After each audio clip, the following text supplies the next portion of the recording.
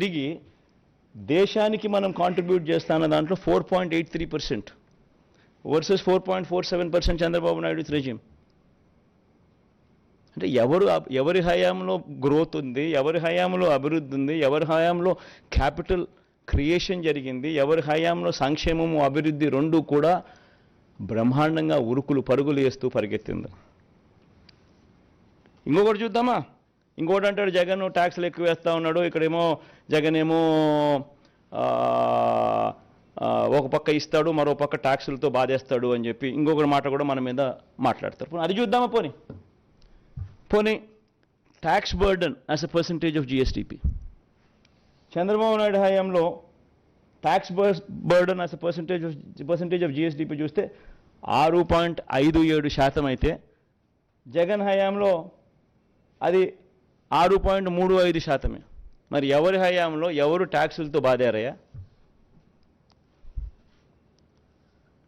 ఇవన్నీ కూడా సోర్సెస్, ఇవన్నీ కూడా కనిపించే సోర్సులు. ఆర్బీఐలు, కాగులు, స్టేట్ బడ్జెట్ డాక్యుమెంట్స్, అన్ని చోట్ల ఇవన్నీ కనిపించే డాక్యుమెంట్స్ ఇవన్నీ.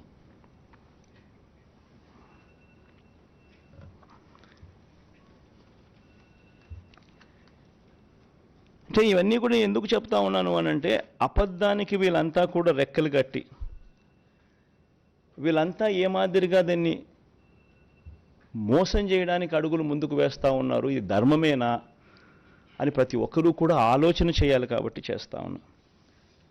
ఈరోజు ఈ మాటలన్నీ కూడా నేను చెబుతూ ఒకటే ఒక విషయం చెప్తా ఉన్నా. జగన్ అబద్ధలాడ్డు, జగన్ మోసం చేయడు. చేయలేకపోతే చేయలేనని చెప్తాడు తప్పనిచ్చి జగన్ ఎప్పుడు అబద్ధలాడ్డు, జగన్ ఎప్పుడు మోసం చేయడు. పేదలకు ప్రేమించే విషయంలో, పేదలను అభిమానించే విషయంలో మేనిఫెస్టోలో పెట్టినా పెట్టకపోయినా జగన్ వేసినన్ని అడుగులు బహుశా రాష్ట్ర చరిత్రలో ఎవరు వేయలేదు. మేనిఫెస్టోలో పెట్టనేటివి కూడా చాలా చేశారు, చాలా జరిగాయి ఈ 58 నెలల కాలంలో. ఇప్పుడు కాపు నేస్తం ఉంది, మేనిఫెస్టోలో లేదు.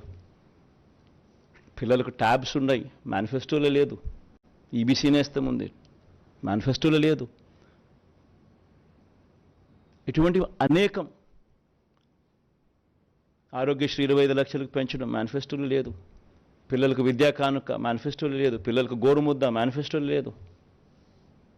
ఇటువంటి అనేకం. 31 లక్షల ఇళ్ల పట్టాలు మేనిఫెస్టోలు లేవు. అనేకం చేశాం. సో ప్రతి ఒక్కరికి కూడా నేను ఈ సందర్భంగా నేను మనవి చేసేది ఒకటే, ఈరోజు ఉన్న పరిస్థితుల దృష్ట్యా ఏ మేరకు చేయగలుగుతామో ఆ మేరకు నేను చెప్పగలుగుతున్నా. అబద్ధాలతో చంద్రబాబుతో నేను పోటీ పడదలుచుకోలేదు. ఎందుకనంటే అది అబద్ధాలని తెలిసినప్పుడు ఆ అబద్ధాలతో పోటీ పడడం ధర్మం కాదు. కాబట్టి చేయగలిగినవి మాత్రమే జగన్ చెప్తాడు. అవకాశము, వెసులుబాటు ఏమాత్రం ఉన్నా కూడా, ఇంకొక మాట కూడా మళ్ళీ చెప్తా ఉన్నా, అవకాశము, వెసులుబాటు ఏమాత్రం ఉన్నా కూడా జగన్ ప్రతి పేదవాడి కోసం అడుగులు ఖచ్చితంగా వేస్తాడు అని మాత్రం ఈ సందర్భంగా ఖచ్చితంగా తెలియజేస్తా ఉన్నా. పేదవాడికి మంచి చేసే విషయంలో జగన్కున్న ప్రేమ చంద్రబాబుకు కాదు కదా, ఇంకో ఎవ్వరికి కూడా ఆ ప్రేమలు ఉండవు. చంద్రబాబు నాయుడికి అయితే ప్రేమ ఉండదు, అది వేరే విషయం. ఇంకా ఎవ్వరికి కూడా అటువంటి ప్రేమలు ఉండవు. ఈ మాటలు నేను చెబుతూ